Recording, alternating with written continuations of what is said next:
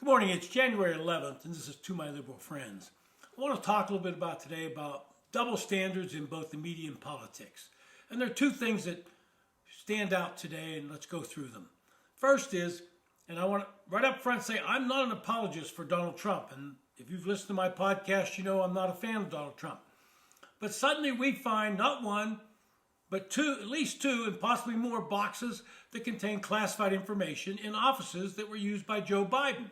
Officers that I might add were insecure. Now, to his credit, they've turned the documents over to the National Archives. But when they found boxes containing classified material at Mar-a-Lago, the press and the politicians on the left jumped all over Donald Trump. They told him how this was a terrible thing to be doing, that he was somehow going to use these documents in some way. President Joe Biden himself said it is irresponsible for a former president or government official to have classified documents in an insecure place. Well, now all of a sudden Biden has them. Is he being irresponsible? I can guarantee the media is not giving him the same treatment. And suddenly the politicians on the left in Congress that were so critical of Donald Trump, they've lost their voice. Where's the criticism of Joe Biden? It should be there. Both of them were wrong to have classified documents outside a secure facility. And those documents belong to the National Archives. But both should be treated the same. And in the press secretary, Karine Jean-Pierre, and believe me, she can't answer any tough question. She goes, I'm not going to go there. I'm not going to talk about it. And when asked, Joe Biden says, well, I'm not sure how they got there, but my lawyers have said don't ask what they were. Now, what lawyer would say don't ask what they are? That's ridiculous. And so I say to Biden, own up to it. Say, hey, I took the documents by mistake. I've given them back. And quit criticizing Trump for the same thing that you did. Now, then we have another situation that's come up in the House of Representatives. And if you've been watching the news, I'm sure you've heard the announcement by Speaker Kevin McCarthy that he's not going to remove Adam Schiff and Congressman Swalwell from the Intelligence Committee, and he's going to ban Congresswoman Ilhan Omar from being on the Foreign Relations Committee.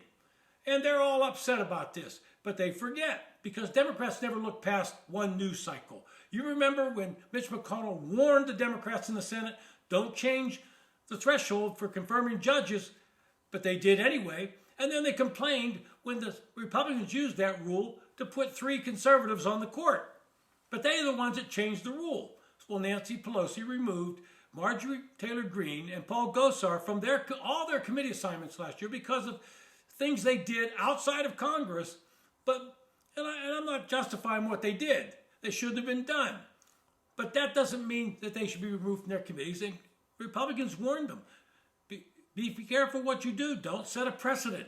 And Democrats don't seem to know what precedents are because they do these things and think they won't come back to bite them. But guess what? They do. So why would you remove these 3 from committees? Well, let's start with Adam Schiff, the chairman of the House Intelligence Committee under the Democrats. Here's a guy who repeatedly said over and over and over to anyone that would listen, and the media loved to hear it, loved to trumpet it, that he had conclusive proof that Donald Trump had colluded with the Russians in his election in 2016. He had conclusive proof. Now, did he ever show that proof? No. Never brought it up. Never showed it. Oh, he talked about it every day, but he never produced the proof he said he had. Then we have the case of Eric Swalwell, congressman from California. Turns out Mr. Swalwell was involved in a sexual relation with a Chinese spy.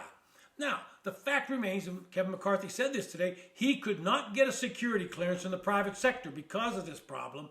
So why would we give him access to those highly classified documents here? And of course, he's going to complain.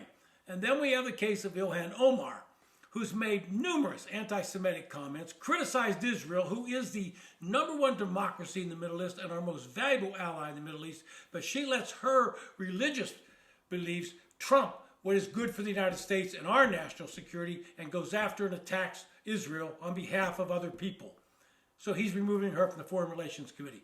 Now, he hasn't said they couldn't be on any committees, so let him be on the Small Business Committee. Let him be on the Agriculture Committee. Let them be on these committees that don't have any import to national security and intelligence. But don't complain that it was done to you when your side did it to their side. This has been To My Liberal Friends. Thanks for listening.